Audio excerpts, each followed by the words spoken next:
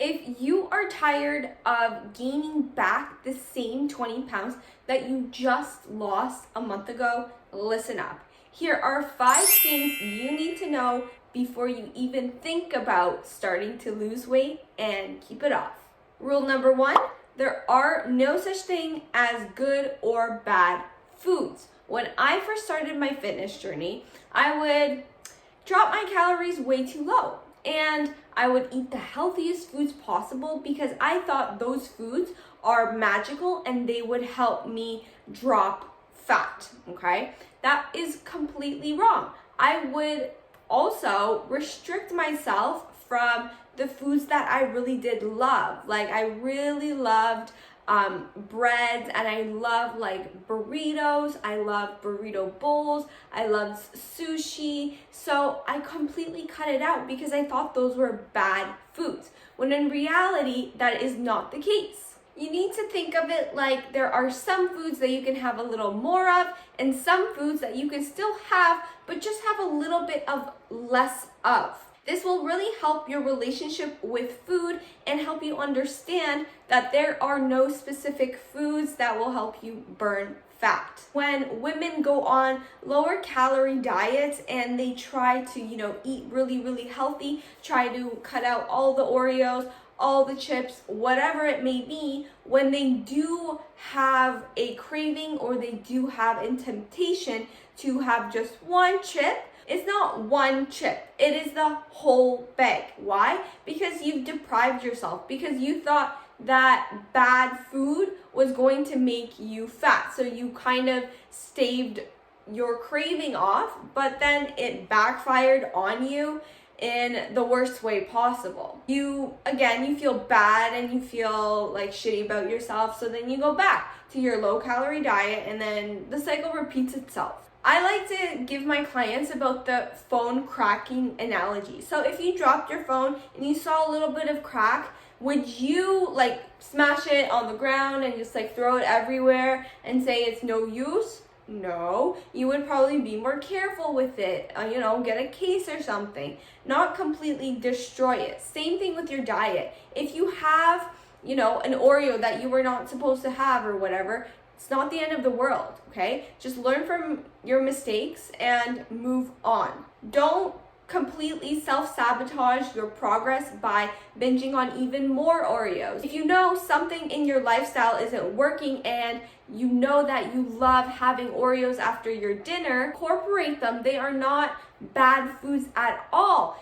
If you have them in the wrong quantities, in the wrong amounts, that is when you will put on fat. Number 2, there is no perfect time to start your fitness goals, okay? Whether it be Christmas, you have kids, you're busy, whatever, that is all an excuse, okay?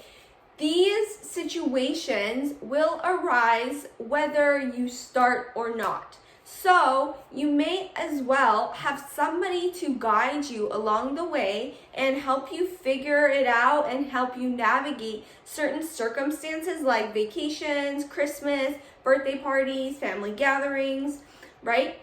In order to lose weight. We live in a time where gyms may not always be very readily accessible. And honestly, that is okay. You can get just as a good workout as you would at the gym. The gym just makes things a little more convenient. But honestly, if you want to see results, for instance, if you think the gym is an obstacle, you are just holding your progress back even further and you're not going to get anywhere. So having somebody to guide you along, like a coach, would be an ideal situation because then you can keep progressing week to week and still see the results you want. Life is going to happen whether you like it or not, so you can make it easier for yourself in the future. Number 3, more is not always better and recovery is very important. So I was the girl who would spend 3 hours at the gym because, I had to burn those calories and I had to get in shape, right? So I thought the more the better, the more the better. But it was really putting a dent in my metabolism because I wasn't fueling my body properly, for one. For two, I didn't have any structure to my program. It wasn't productive whatsoever. This happened because I didn't have the proper guidance and I wasn't knowledgeable. Now I know why we only should work out for an hour, hour and a half at the gym. It is much more productive when you work smarter, not harder. Having the appropriate program for you and your lifestyle is just as important as your nutrition and your recovery. Your recovery is huge. If you are always sore at the gym because you are working out for a long time like I was, then your workout sessions are not going to be as good and your muscle won't grow. Therefore, you won't lose fat and get toned. Number 4, you won't always feel your strongest every single week. If you are somebody who carries a notebook around with you at the gym and records their weight, that is great.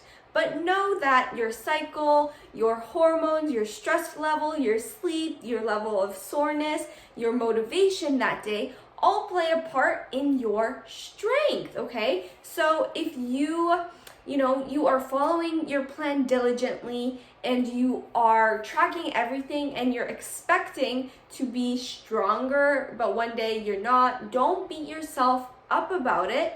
Maybe you didn't eat enough prior to it, okay? Just keep going, keep trusting the process because you will get to your end results if you are doing everything correctly. Number 5, there is no such thing as the anabolic window. Well, there kind of is. And I sort of agree with it, sort of don't agree with it. I tend to believe in the adequate pre and post-workout nutrition. So what I mean by that is if you have the adequate carbohydrates, fats, and protein before your workout and after your workout, you will be fine. And if you have those within like an hour window, you will be okay and don't have to chug your protein shakes right after you finished your last set of your last exercise. That's it for me, guys. Make sure to give this video a thumbs up, subscribe to my channel, follow me on Instagram, and I'll see you next time. Bye.